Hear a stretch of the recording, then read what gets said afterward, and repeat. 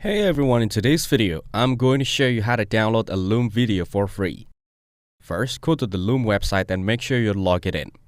Then, click on the extension icon in the top right corner of your browser and select Loom. Now, click on Start Recording.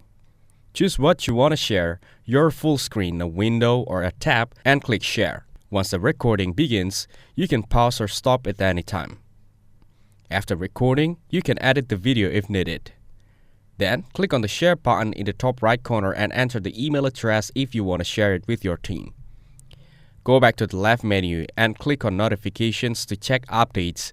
Then click on My Library from the same menu. Scroll down to find your video, click on the three dots next to it and select Download Video.